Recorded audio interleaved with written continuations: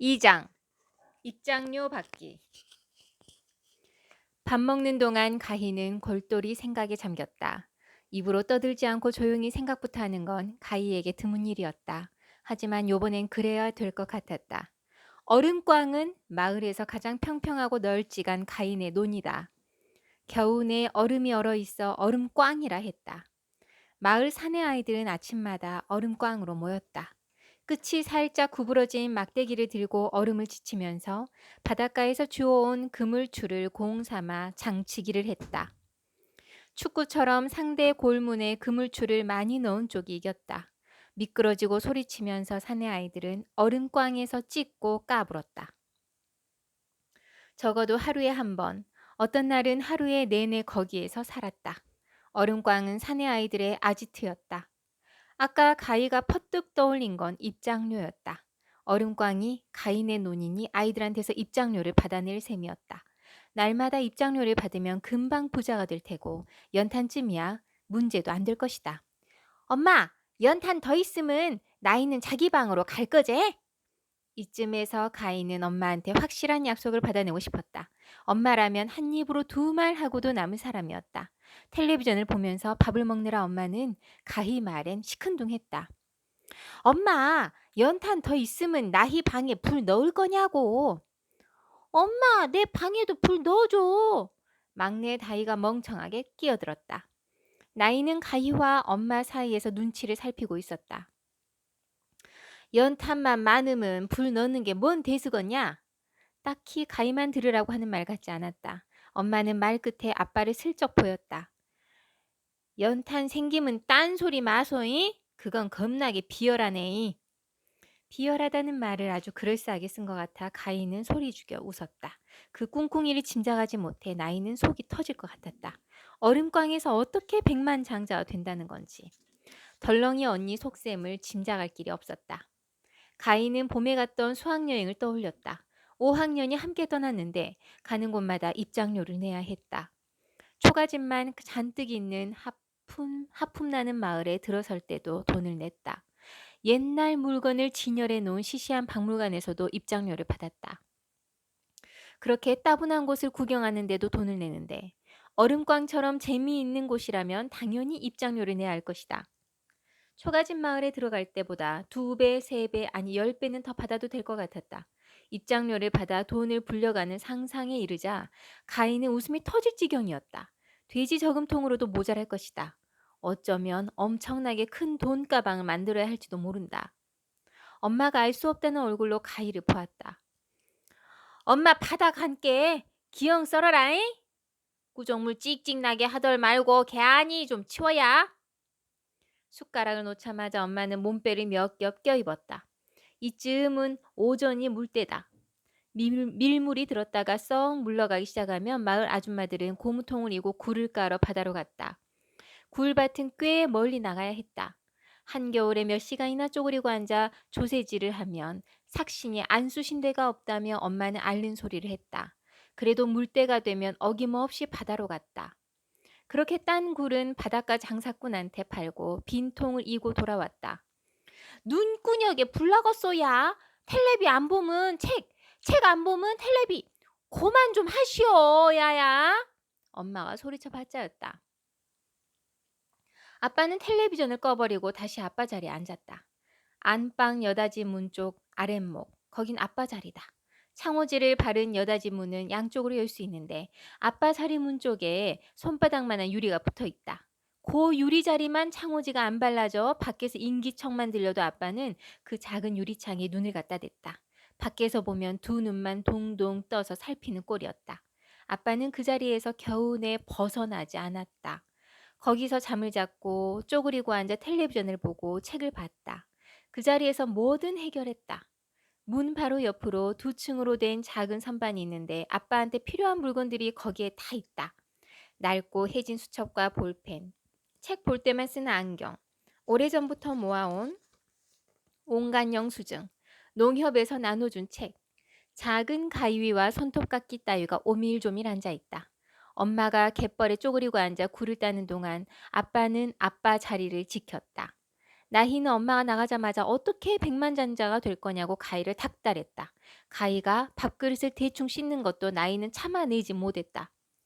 너는 이러니까 문제라고. 제일로 중요한 게 뭔지, 그 다음 중요한 게 뭔지 구분 못 한다니까. 지금 설거지하는 게 중요하냐? 백만장자 얘기 듣는 것이 중요하냐? 당장 네가 할 일은 언니를 도와서 설거지를 빨리 끝내는 것이어야. 나이가 오리주둥이 입으라고 설거지통에 손을 넣었다. 그때서야 가인은 얼음꽝에서 입장료를 받을 거라고 말해주었다. 하루에 7명씩 2번 입장하면 14명, 이틀이면 28명, 이대로 가면 백만장자 되는 건 시간 문제라고 가인은 큰 소리 쳤다. 나이가 설거지통에서 손을 뺐다. 여태 그냥 놀던 애들이 돈 내겠는가? 그니까 그 아그들은 여태 운이 좋았던 거야. 그 운이 다 끝나고 이제 새 시대가 온 것이지.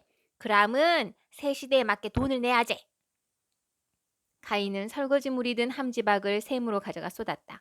나이가 뒤쫓아 나왔다. 언니, 팔석이 오빠가 가만히 있겠는가? 이 언니만 믿어라잉. 고팔석이 우리 반이어야 내가 약점 다 쥐고 있단께. 사실 그건 뻥이었다. 약점은커녕 가인은 팔석이랑 놀아본 적도 없다. 팔석이는 남자애들과 몰려다니며 축구를 하거나 짤짤이를 했고 동네에서는 조무래기들을 끌고 다니게 바빴다. 그도 아니면 논밭에서 온몸이 시커매지도록 일을 했다.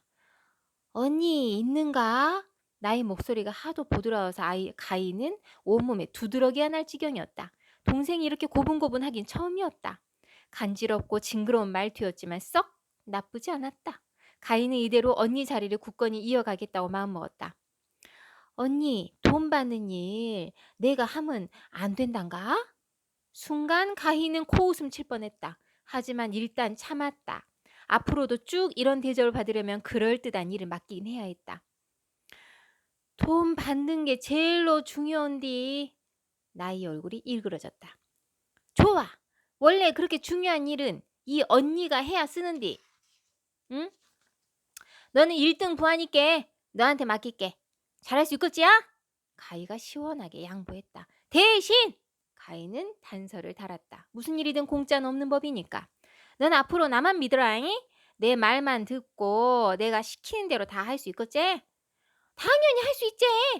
이로써 나이는 가희의 충성스러운 부하가 되었다. 이제 부하가 된 나이는 물었다. 언니, 입장료 얼마 받을란가? 한 50원? 가희가 앞뒤 따지고 생각한 돈은 아니었다. 껌 한 통, 산도 과자 하나 값이 떠올랐을 따름이었다. 알았습니다. 충직한 부하가 소리쳤다. 그러더니 충직한 부하는 방으로 뛰어가 사과 상자에서 수첩을 꺼내 이렇게 적었다. 1월 13일 얼음꽝 입장료 50원. 나이는 수첩과 연필을 주머니에 넣었다. 언니, 얼음꽝 가세. 남자애들 다 나왔겠네. 오늘은 얼마나 벗구나? 돈이 벌써 손에 들어온 것처럼 나이가 웃었다. 이제 전쟁터로 나가야 할 시간이었다. 설거지도 끝냈고 입장료도 정했으며 수첩도 잘 챙겨 넣었다. 둘은 양말을 2켤레 겹쳐 신고 목도리로 꽁꽁 싸맨 뒤 모자까지 썼다. 가희가 전쟁터로 나가는 장군처럼 앞장서서 걸었다. 두 아이가 전나무 아래 섰을 때 얼음광에는 벌써 발자국이 어지럽게 찍혀 있었다. 기태랑 기영이 형제가 얼음판 위를 쌩쌩 미끄러져 달렸다. 둘은 얼음광으로 내려가는 길목의 밭둑으로 갔다. 밭둑 바로 아래쪽이 얼음광이었다. 밭이 울퉁불퉁한 2층이면 얼음광은 평평한 1층이었다. 가희는 밭둑에서 얼음광으로 모든 발을 뛰어내렸다. 가희가 대뜸 소리쳤다. 기태! 기영이! 얼음광에서 시방 나가라잉. 오늘부터 여기서 못 논다잉. 기선제압이 중요했다. 가희 누나 여기 못하러 나왔는가? 기태가 미끄러져 왔다. 기태는 전나무집 딸 둘이 담장 밖으로 나온 까닭이 더 궁금했다. 웬만해서는 콧배기도 안 비친 아이들이었다. 너희들은 한국말도 모르냐? 얼음꽝에서 얼른 나가라고 했다. 가희가 더 크게 소리쳤다. 누나 뭔 일인데 여기서 뭐 한단가? 기영이가 물었다. 아주 중요한 일을 하재. 야 나이야 니는 바닥에 떨어진 그물추 싹 주워라잉. 하나도 남기지 말고야. 나이가 예 알았습니다 하고 소리치며 얼음광을 조심조심 걸었다. 바닥에 떨어진 그물추를 줍는 걸 보고 기태가 가희 쪽으로 바짝 다가왔다. 누나 왜 그러냐고. 응? 가희는 기태 귀를 잡아당기며 속삭였다. 당장이라도 여기서 놀 수 있는 길이 있는디 가르쳐 줄 거나 말 거나. 기태가 시뻘개진 귀를 문지르며 씩씩댔다. 아, 그것이 뭔디? 입장료야. 입장료를 내야지. 입장료? 그게 뭔단가? 기태와 기영이가 함께 소리쳤다. 오메 깝깝한 것들 좀 봐야. 한 번만 얘기할란게 잘 들어라. 에? 너희들 박물관 같은 데 가면 입장료 받는 곳이라고 써있는 거 봤냐 못 봤냐? 기태가 어리둥절한 얼굴로 가희를 올려다보았다. 박물관 안 가봤는디? 참 너희들 진짜 무식하대. 근께 책 좀 봐야. 가희가 천연덕스럽게 말했다. 기태가 알쏭달쏭한 낯빛을 하더니 곧 활짝 웃었다. 형! 팔색이 형! 기태가 팽나무 쪽을 보며 팔을 크게 흔들었다. 형! 가희 누나가 얼음광에서 나가라고 하네야. 얼른 와보소이. 팔석이 패거리가 몰려오고 있었다. 막대기 하나씩 어깨에 걸쳐 올리고 당당하게 걸었다. 진짜 상대는 팔석이었다. 가인은 배에 힘을 꽉 주고 팔석이를 기다렸다. 키로 따지면 꿀릴 게 없다. 하지만 힘으로 붙으면 완전히 밀릴 것이다. 이럴 때는 머리를 써야 한다. 나이가 마침 그물추를 다 주어서 가희에게 주었다. 가인은 그물추를 주머니에 잘 넣었다.